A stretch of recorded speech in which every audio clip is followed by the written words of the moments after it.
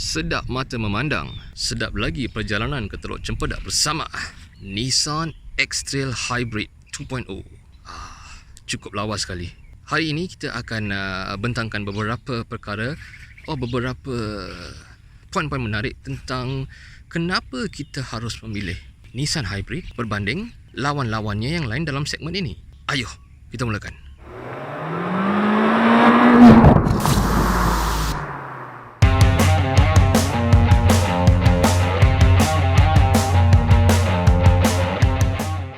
Rupa dia, mana tak lawa rupa dia ni. Tengok, kita buat 1360 lah, okay? Swooping roofline, rim 17 inci, matte. Kita ke belakang pula, itu dia. Taillight lawa, ada spoiler, cladding which is now the hallmark lah of any SUV kan. And then the most important thing sekarang, kita tengok depan dia tu, grill dia. Tengok, ini V-Motion grill. Zaman ni bila semua SUV sekarang besar-besar macam nak buat barbecue punya grill, grill ini tengok cukup lawa, smart, memang ngam. Tak besar macam barbecue grill, just nice, cute, molek. Okey, dia punya interior pula ya. Ini start stop. Mana dia start stop? Okey, everything starts seperti normal. This is the in-car entertainment unit, automatic climate control. See, the good thing, yang best pasal Nissan Hybrid ni kan, bila kita masuk kereta dia, dia tak macam spaceship USS Enterprise. Semua benda berada di tempat yang sepatutnya. Tak ada yang kena rocket science. Wiper senang, signal senang. Dia tak ada apa yang kita perlu garu kepala pasal nak cari mana benda tu. Semua senang nak faham. It's a campuran atau combination yang memang ngam untuk mechanical serta automatic. Setengah-setengah tu sekarang semua automatic, kita masuk terpinga-pinga nak buat apa. Betul tak? Ini tak. Semua di tempat yang sepatutnya. Yang manual button kita faham. Yang auto kita faham. Senang aja, tak payah nak garu kepala. Dalam 2 jam maksimum kita boleh tahu macam mana nak guna semua benda dalam Nissan X-Trail Hybrid ini. Next, kita nak cerita pasal dia punya layout. Okay, seating arrangement. Okay, so this is the front, 2-seater memang ngam.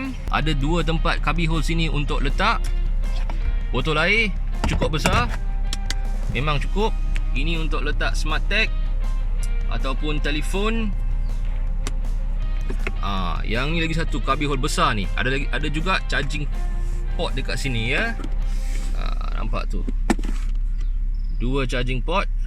Okay, Android Auto kat sini, Apple CarPlay dekat sini. Okay, there's also a charging port there yang 12 volt untuk hang punya tablet ke apa-apa. Ini satu tempat letak air. Okay, untuk passenger side. Driver side pun sama, tempat letak air. Saya letak smart tag kat sini supaya orang tak nampak, tak ada nak pecah-pecah tingkap. Cukup ya, seat dia luas, comfortable. There's a baby seat there sebab kita pergi bercuti. Kita hari ni di Teluk Cempedak ya. Siapa nak bercuti tu, tolong datang, memang best. Orang pun tak ramai.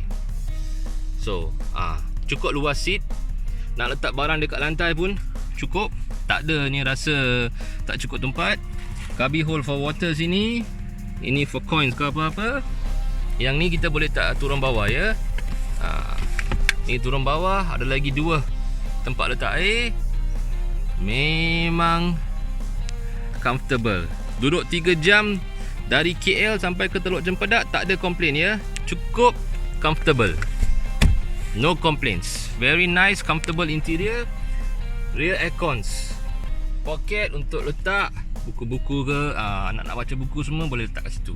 Lagi satu penting, dia punya boot space. Berapa boot space Nissan Hybrid X-Trail ni? Kita tengok dengan barang 550 liters of boot space. Okay, yang ni kita boleh tolak. Dia macam CR-V dululah, yang kita ada pano ni kat dalam. Seat depan dia kalau kita jatuhkan, tambah lagi dalam 1000 liter. So what does 550 liters look like? Macam ni. Cukup 2 bag. Cuti 4 hari 3 malam memang ngam. Kita tekan butang dia automatic.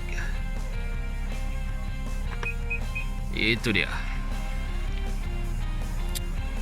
Soft close. Cantik. So Nissan X-Trail Hybrid 2.0 ni harga dia on the road without insurance 157,651. Okay, bagi saya cukup berbaloi ya package dia. Dia punya competitor CR-V, CX-5. Harga tu masing-masing anda boleh Google search. Tak payah kita bincang kat sini kan. Tapi harga ni saya rasa cukup berbaloi. Ini dah tolak SST ya. So ini harga latest.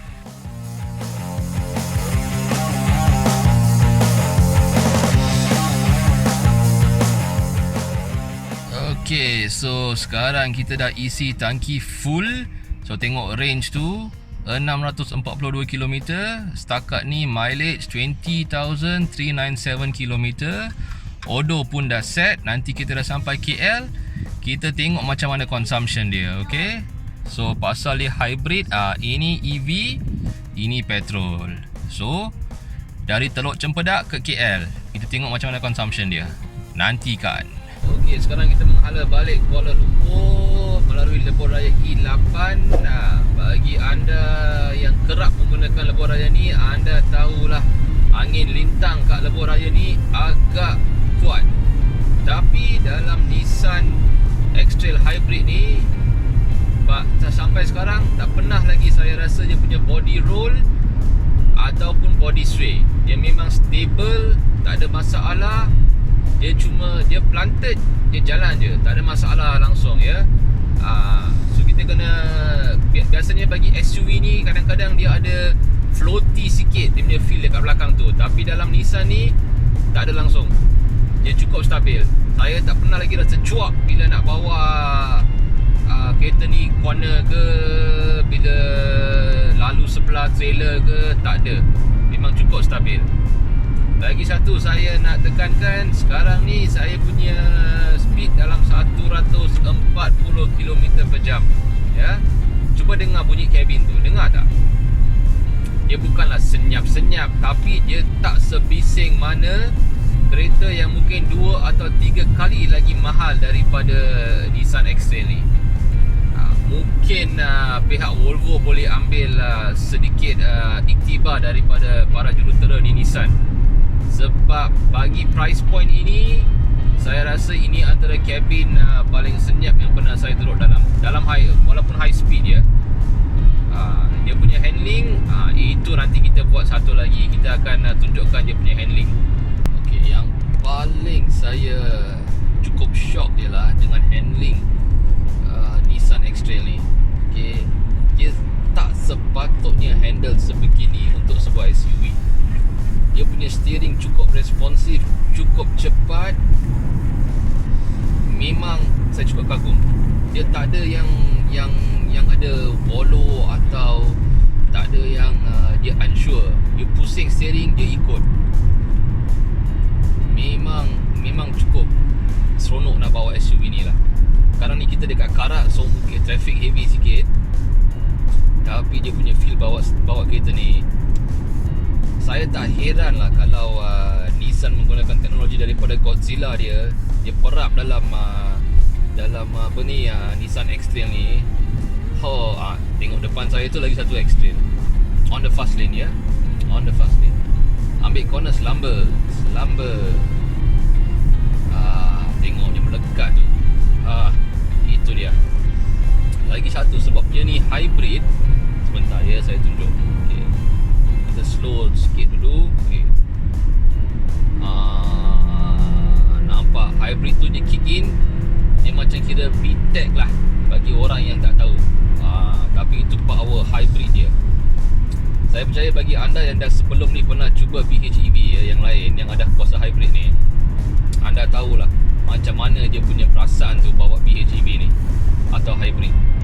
Sebab dia cukup memang nak layan tu memang cukup layan lah. Yang ni hybrid tapi dia guna regenerative braking ya. Dia bukan hybrid, dia bukan plug-in. So this is a pure hybrid. So bila anda brake, dia akan regenerate simpan bateri dalam motor, dan dia akan digunakan bila kita perlukan. Okay, enjoy ni. Itu dia. Isteri saya tengah goyang-goyang kat belakang ni ya. Dia pegang kamera ya. Lihat dia, boleh Hai. Boleh. Tapi itulah dia. Memang cukup shock. Saya tak pasti.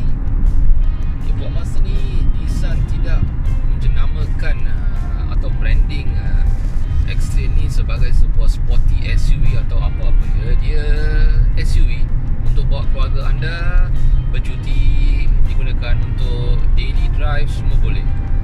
Tapi saya rasa kalau ada tambah satu lagi elemen sporty tu, memang ngam lah, memang tak salah pun. Tengoklah dia punya handling ni, aduh, hang mana tak senyum. Tengok ni, dia melekat, stabil, tak ada body roll ambil tu. Anak saya kat belakang tengah tidur, tak perasan pun. Dan itu dia, kita dah sampai depan rumah saya. So kita tengok fuel economy dia 8.7 liter per 100 km. Tengok dia punya tangki minyak, tak sampai lagi suku. So sama ada ini fuel consumption dia bagus ke tidak, itu tepuk dada tanya selera ya masing-masing. Balance baki tinggal 463 km lagi boleh jalan dengan tangki yang sedia ada. Purata speed saya tadi ketika pulang dalam 140 to 150. Itu saya punya purata speed. So kita balik ikut KL Karak. So naik turun itu semua menambah kepada kadar penggunaan minyak. So itulah situasi saya yang anda nampak ni, 8.7 kiloliter per 100 km. What are my final thoughts on the Nissan X-Trail 2.0 Hybrid? Jujurnya saya nak cari benda yang tak menjadi, tak betul. Pasal Nissan ni agak susah. Drive, power, tune, selesa, selamat. Tak ada masa saya rasa yang body roll dia tinggi sangat, banyak sangat. Tak ada langsung. Yelah, memang nanti ada orang komen, tapi cukup ke tak horsepower, cukup ke tak power? Bagi saya cukup lah. Saya dari KL dah sampai Teluk Cempedak, balik melalui Karak, naik turun tu pun power cukup, tak ada masalah. Bagi yang nakkan lebih power, korang boleh ke handle 150 horsepower? Reti ke tak? Nak lebih power, power yang sedia ada pun tak reti nak handle, betul tak?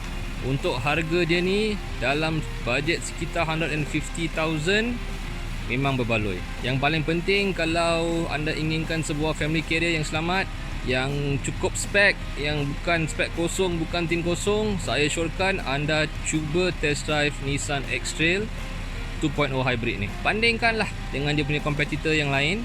Tengok apa your conclusion, sama ke tak dengan saya. Happy driving, happy trying. Sehingga kita berjumpa lagi dari Kalis.my. Nama saya Ferdi.